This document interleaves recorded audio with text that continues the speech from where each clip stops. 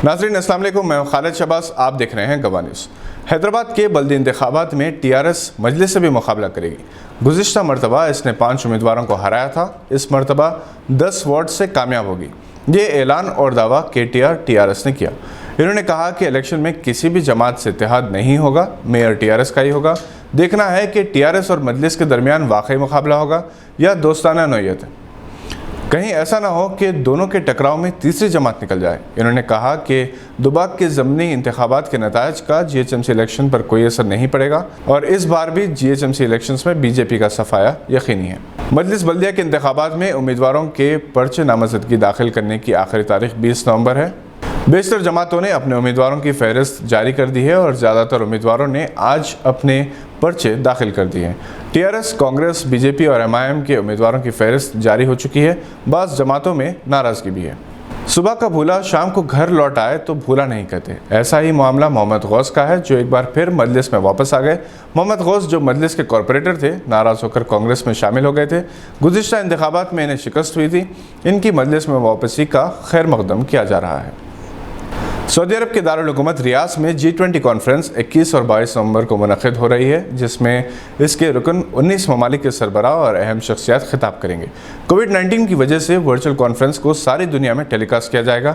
G20 में मेज़बान Saudi अरब के अलावा European Union, Argentine, Australia, Brazil, Canada, चीन, France, Germany, Hindustan, Indonesia, Italy, Japan, Mexico, रूस, साउथ अफ्रीका, कोरिया, तुर्की, ब्रिटानिया और अमेरिका शामिल हैं।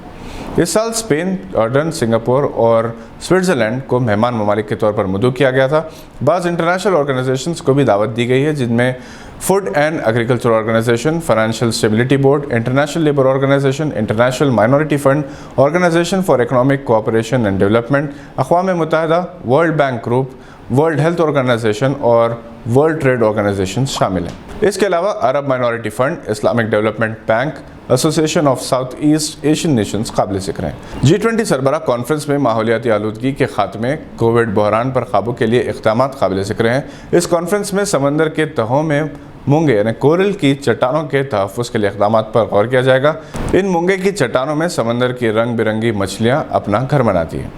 एमआईएम के जिन उम्मीदवारों के नामों का ऐलान किया गया है, इनमें Syed Mahmood Suhail Qadri Pathargatti, Majid Hussain Mehdipatnam, Arif Rizwan Red Hills, doctor Qasim Vijayanagar colony, Sarfaraz engineer Ahmed Nagar, Zafar Khan Mallepally, Mohammed Musa Asif Nagar, Bahadurpura हल्के से मोहम्मद सलीम, एम ए खादर, मुख्तदर बाबा, अब्दुल हन्नान, हुसैनी पाशा, मोतीलाल नायक, अब्दुल समद इब्दाद काबिल ज़िक्र हैं।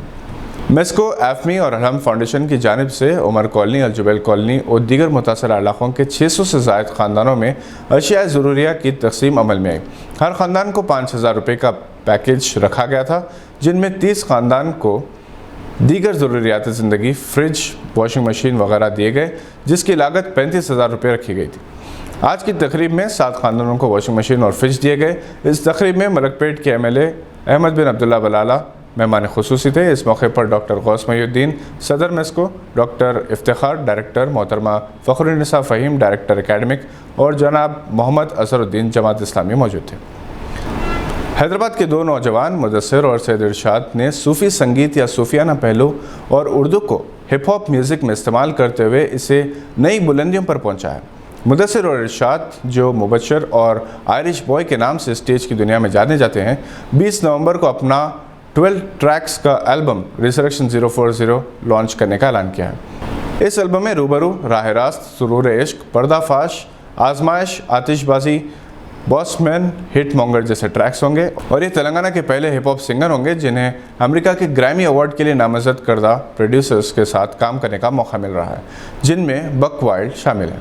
मुदस्सिर और इरशाद की जोड़ी, जो थग्स यूनिट के नाम से मशहूर है, इससे पहले एप्पल म्यूज़िक के साथ एक मुआहदा तय कर चुकी है।